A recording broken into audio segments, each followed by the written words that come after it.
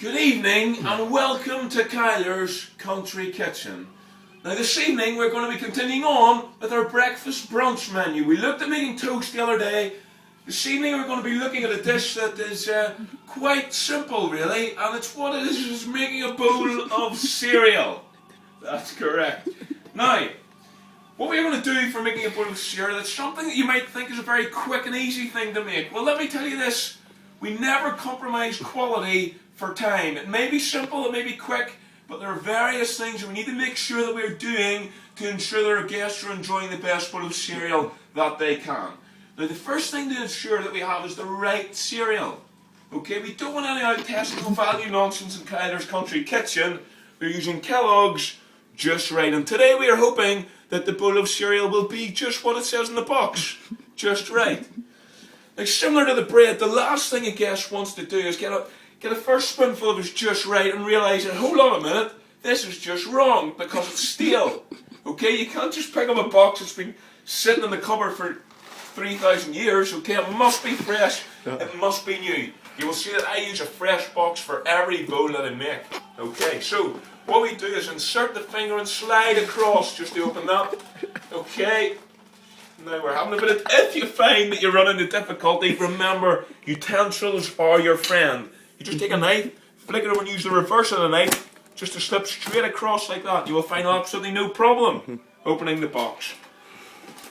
Now, as you can see, we have the cereal in front of us. Now what we decided to do is opening the packet very carefully. There we are. Now what most of you might do next is just to bung on cereal just straight into a bowl. Okay, not in Kyler's Country Kitchen. What we are going to do is gently pour the cereal into the bowl. Now why might I be doing that, I hear you ask? Well, what you will find, similar to the juice that we looked at last night, a lot of the currants, the raisins, the more dense contents will find their way to the bottom of the pack. Okay? And what your guest asked for was just right. Not a bowl of cornflakes. If we'd asked that, you would have got that. Now, what we do to ensure that there's a good mixture right through is pour a large quantity into this bowl. Okay? Now, as you can see, the more we pour, the more raisins are coming out, and that's no surprise. Now, once we have got that to a reasonable amount, what we're going to do is take our wooden spoon. It must be wooden, okay? Plenty of young apprentice chefs come in here and straight in with a metal spoon, and it just grates my ears. You can hear the flakes crunch, and we just can't have any of that. So what we're going to do is nice and gently on the entry, we're just going to saddle our way in. Okay, this is what I call saddling. Now once we're in there, by all means, get a bit more aggressive with it. Okay? And we're going to give it a good stir. Now this is a technique that I call folding. Okay? You're coming from low and working up. And what we're doing here is ensuring that there's a good mixture of currants, almonds, flakes, right the way through. You can see them coming to the surface.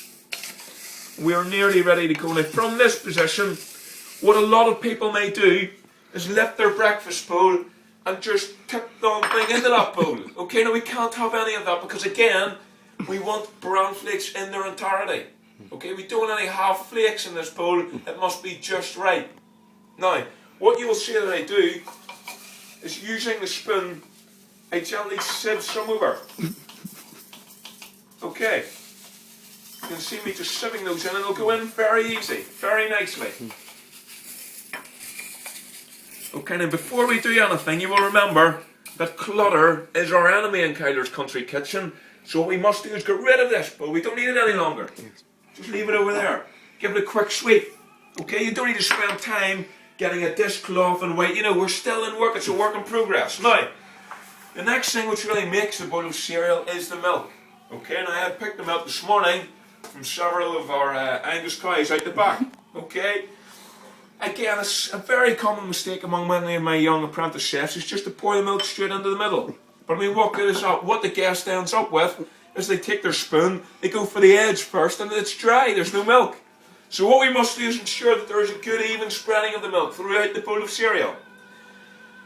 You guys might have heard of the word concentric. This is a technique, it's known as concentric pouring. Why? Because we start on the outside and we work in a concentric circle in towards the centre. If you will observe, We start at the outside and we work around the outside. And we gently move ourselves into the middle. Now I am working at a speed here of about 30 degrees per 1.5 second revolution. Okay, and what that means is that the jug is at a 30-degree angle and I'm taking 1.5 seconds to complete a full revolution. Okay, that basically ensures that exactly the right volume of milk is in the cereal. Now that's something that I can't give to you. Okay, you just have to practice that. I've practiced for years. And what I would suggest is maybe as you're down at team games, you'd maybe just practice with your hand. Timing 1.5 seconds and making sure that as the circles get smaller, your hand speed slows down. So it's still 1.5 seconds per revolution, right to the middle. There we go, you can see it in front of you, a bowl of cereal that is just right, and it really is just right. From Kyler's Country Kitchen, that is how you make a bowl of cereal.